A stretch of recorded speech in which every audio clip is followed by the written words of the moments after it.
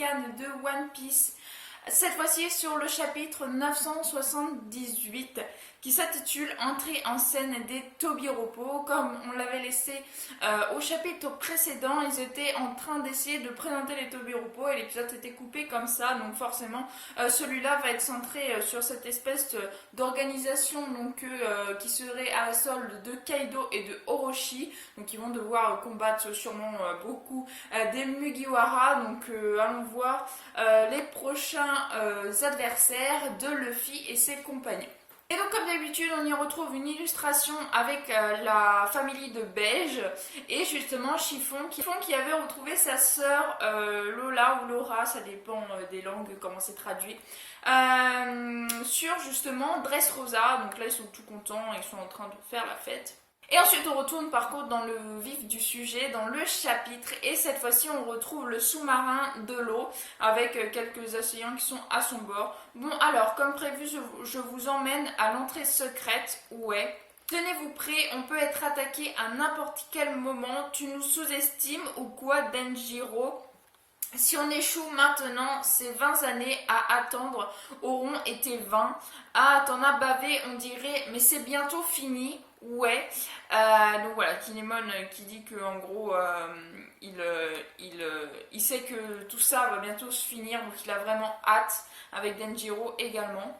Waouh, c'est ça alors Onigashima. Et donc là on entre justement dans le vif du sujet puisque l'on voit la tête du crâne d'Onigashima et les bateaux donc de Luffy, de l'eau, etc. Qui sont justement à l'entrée et qui découvrent Onigashima. C'est gigantesque, j'avais jamais vu ça. Alors c'est ça le QG de Kaido. Ils n'ont pas l'air de s'attendre à une attaque ennemie. Ils n'ont pas encore reçu le rapport de Kanjuro. Si on veut attaquer par surprise, c'est maintenant ou jamais. Oui, parce qu'ils les voient en transparence en train de faire la fête, comme une baie vitrée en fait, où ils sont en train de lever leur verre, de boire, etc.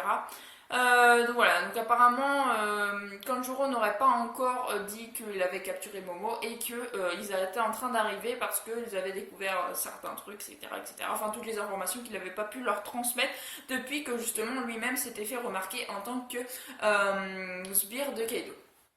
Le château de Kaido est tout au fond, ça fait une plus grande distance que prévu. Si on n'est pas encore repéré, une offensive éclair serait la solution, mais des vigies. Oui, je vois des ombres de bateaux et n'importe quoi, t'écoutes rien ou quoi? Et donc là, on semble un ennemi, semble les avoir repérés, mais les autres ne portent pas attention. Midori, Doshi, Nemu, Rizo. Et donc là, ils arrivent à faire en sorte qu'ils s'endorment pour pas que justement ils puissent prévenir Kaido et les autres. À l'instant, il y avait des silhouettes là-bas. Ils dorment tous, ne vous en faites pas. Et c'est bien sûr Chopper qui a lancé une espèce de bille qui les a fait dormir. Vu que c'est un sniper, il peut attaquer de loin. Donc voilà, Chopper, bien joué. Je vois, j'ai saisi le plan dans les grandes lignes, mais si on amarre un tel nombre de bateaux en un lieu si ouvert, on va les prévenir de notre arrivée. Préparez-vous à débarquer prestement. Les bateaux sont en train de couler.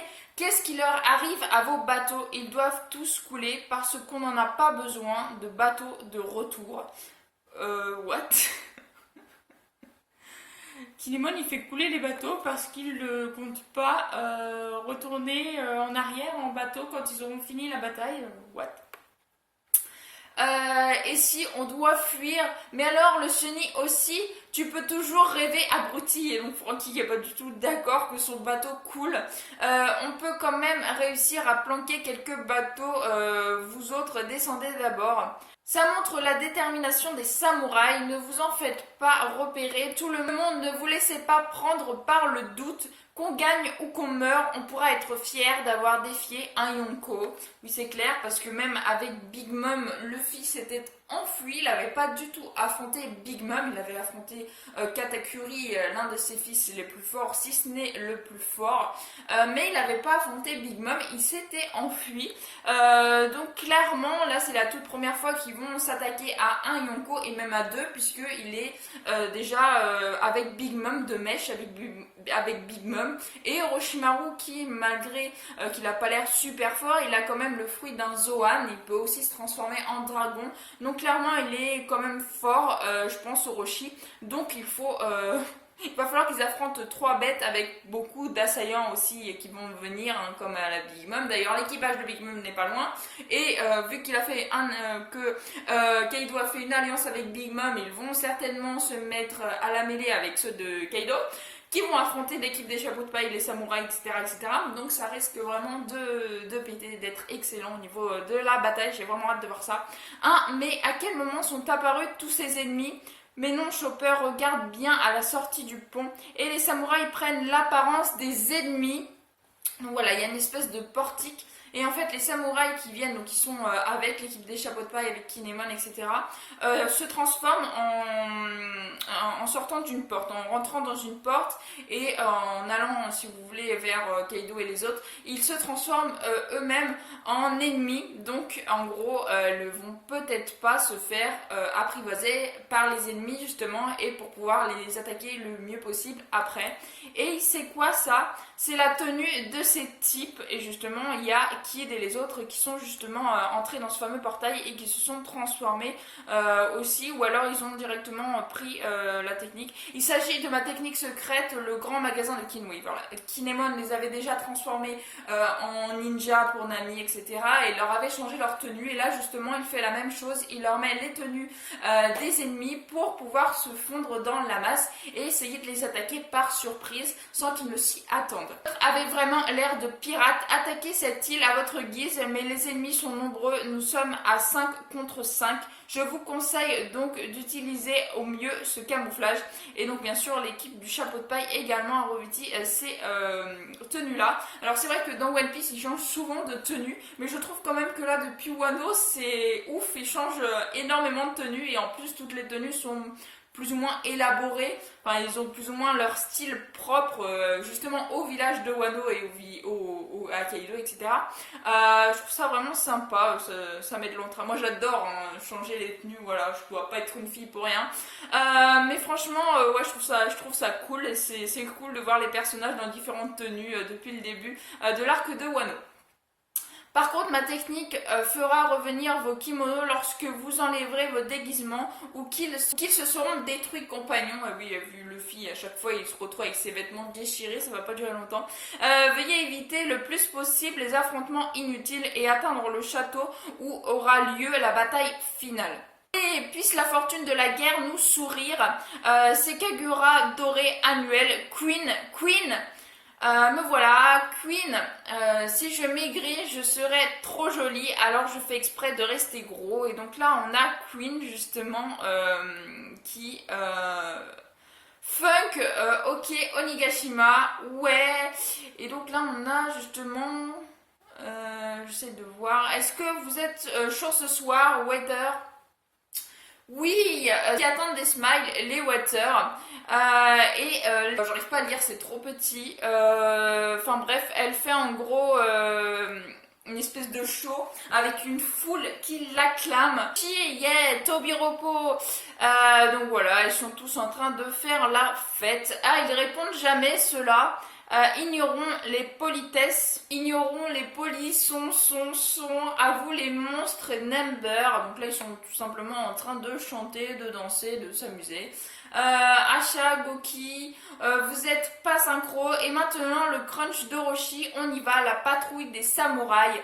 Des Oniwa Ban, ouais, et pour finir, des invités qui ne sont plus très loin, les enfants de Big Mom, voilà, j'en parlais justement pendant l'épisode.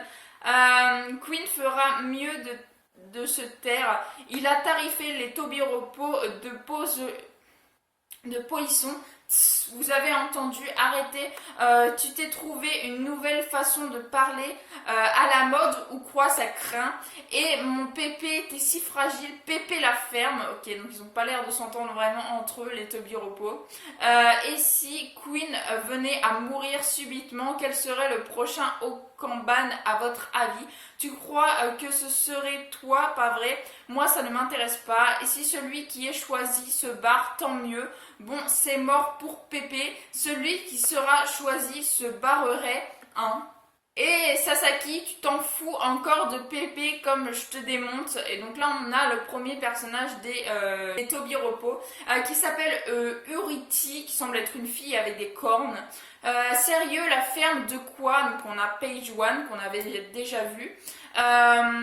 Vous pouvez pas vous taire 2 minutes les gamins. Woshwo, donc lui on l'avait jamais vu, hein, comme Uriti, qui semble donc lui être un garçon avec un masque. Uri-chan ne se laisse faire par personne, j'adore ça. Black Maria, pareil, on l'avait jamais vu. Ils semblent avoir tous des cornes, ou presque. Oui, ils semblent tous avoir des cornes. Les Tobiropo ont tous des cornes sur la tête, donc ils vont être plus ou moins plus reconnaissables. Puis ils ont une tête bien définie à chaque personnage, comme à chaque fois ceux que le chapeau de paille va affronter, enfin son équipage surtout. Ils ont à chaque fois une tête qui est bien définie à eux, une tête propre à eux-mêmes. Pourquoi est-ce qu'on nous fait attendre comme ça après vous avoir appelé? X-Drake, lui, il me semble qu'on l'avait déjà vu aussi. Il paraît que c'est urgent. Enfin, même si c'est une demande importante de Kaido, le résultat est déjà tout vu. Et Sasaki, qui ressemble un peu à un homme poisson, je trouve. Et donc voilà, les Tobiropo sont tous là. C'est encore un problème familial. Kaido est stupide ou quoi? T'aventures pas sur ce terrain. Ce ne sont pas des avortons. Donc voilà, donc là on voit tous les Tobiropo et d'ailleurs on voit qu'ils n'ont pas tous la même taille. On croit même que Black Maria est super grande parce que là on voit que sa tête alors que les autres on les voit avec tout leur corps. Donc je suppose que c'est presque une géante. Je sais pas si elle fait partie de la famille des géants ou quoi. Elle n'est pas grosse ni rien, mais elle est immense, un peu comme Okiku. Elle était beaucoup plus grande que les autres, d'ailleurs que Zoro, ça faisait bizarre quand elle était près d'eux. Donc voilà, là ça me fait penser un peu à ça. Elle a l'air vraiment très très grande comparée aux autres Tobiropo qui ont une taille plus ou moins acceptable. Il y a aussi Sasaki que je vous disais qui me faisait penser un peu à un homme poisson. Il a des dents pointues avec deux qui sont beaucoup plus grandes que les autres, donc ça fait un peu penser à un requin.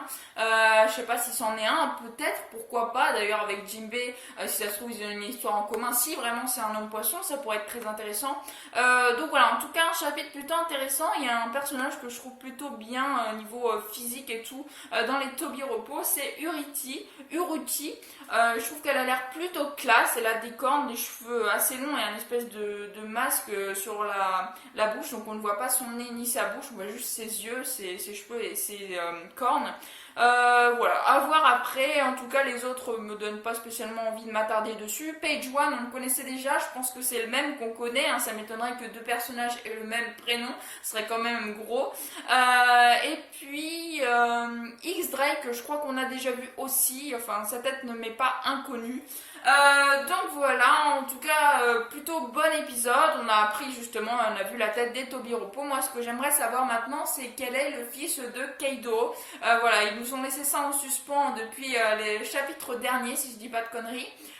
Et ça, franchement, c'est le truc que j'aimerais savoir et qu'on va apprendre dans 3000 ans, je le suppose. Donc voilà, mais j'ai vraiment très très hâte de voir ça. Ils sont arrivés à Onigashima, mais maintenant, ça met du temps à arriver. Voilà, j'ai hâte de rentrer dans le feu de l'action. J'ai hâte que Luffy parte et qu'il défonce tout le monde.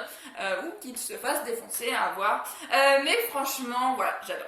J'adore vraiment, donc voilà, j'espère que vous aurez passé un bon moment en ma compagnie. En tout cas, j'espère que vous aurez aimé cette vidéo. Si vous avez aimé, n'hésitez pas à liker, à commenter, à partager et à vous abonner. Ça fera vraiment très très plaisir. Prenez soin de vous, restez chez vous, c'est vraiment très très important. Je tiens vraiment vraiment à le dire à chaque vidéo, c'est très important. Restez chez vous vraiment, s'il vous plaît. Sur ce, je vous souhaite une excellente fin de journée. Prenez soin de vous, faites attention à vous et moi, je vous dis à la prochaine. Ciao ciao.